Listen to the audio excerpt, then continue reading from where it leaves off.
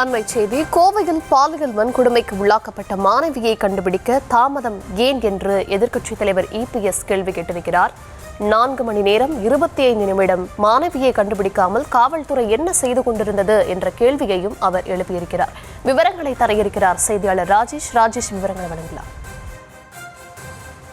வணக்கம். எதிர்க்கட்சித் தலைவர் இபிஎஸ் அறிக்கை ஒன்றை வெளியிட்டிருக்கிறார்.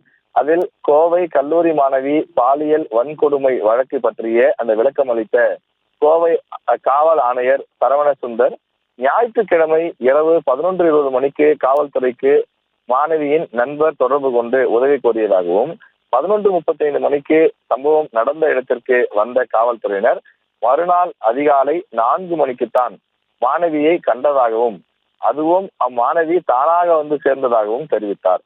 இரவு 11:35 மணி முதல் அதிகாலை 4 மணி வரை 4 மணி நேரம் 25 நிமிடம் என்ன செய்து கொண்டிருந்தது காவல்துறை என்பதே தற்போது எழுந்திருக்கக்கூடிய கேள்வி என்று எதிர்க்கட்சித் தலைவர் இபிஎஸ் கேள்வி எழுப்பியிருக்கிறார்.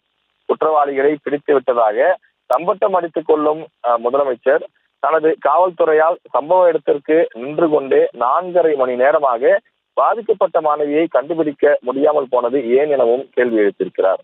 100 போலீசார் இணைந்து பெரிய தேடுதல் வேட்டை நடத்தியதாக காவல் ஆணையர் சொல்கிறார். 4.5 மணி நேரம் 100 போலீசாரால் சம்பவ இடத்தில் இருந்த பாதிக்கப்பட்ட மாணவியை கண்டுபிடிக்க முடியவில்லை என்பது அதிர்ச்சியாக இருக்கிறது என்றும் அவர் குறிப்பிட்டிருக்கிறார். காவல்துறையால் கண்டுபிடிக்க முடியாத இடத்திற்கு மாணவி எப்படி சென்றார் என்று செய்தியாளர் கேட்ட கேள்விக்கு, சிறிய சுவர் ஒன்று இருந்தது, அதை தாண்டி சென்றதால் கண்டுபிடிக்க முடியவில்லை என்று காவல் ஆணையர் சில நிமிடங்களில் மிகப்பெரிய சுவர் இருந்தது, அதை தாண்டி சென்று அந்த மாணவி இருந்தார் என தனது கருத்தை மாற்றினார் என்றும் இபிஎஸ் தன்னுடைய அந்த அறிக்கையில குறிப்பிட்டிருக்கிறார். இருள் சூழ்ந்த தனிமையான இடம் என்பதால் பாதிக்கப்பட்ட மாணவியை கண்டுபிடிக்க முடியவில்லை என்ற விளக்கத்தை அளிக்கவே தொடர்ந்து தமிழக அரசின் காவல்துறை கூச்சப்பட வேண்டும் என்றும் அவர் குறிப்பிட்டிருக்கிறார்.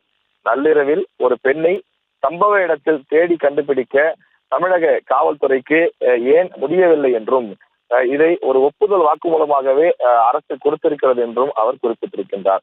முதலமைச்சர் உங்கள் கட்டுப்பாட்டில் இருக்கக்கூடிய காவல்துறை 4 மணி நேரம் 25 நிமிடம் பாதிக்கப்பட்ட மாணவியை கண்டுபிடிக்க முடியாமல் போனது ஏன் என்பது பற்றி விளக்கம் அளிக்க வேண்டும் என எதிர்க்கட்சித் தலைவர் இபிஎஸ் கேள்வி எழுப்பியிருக்கிறார்.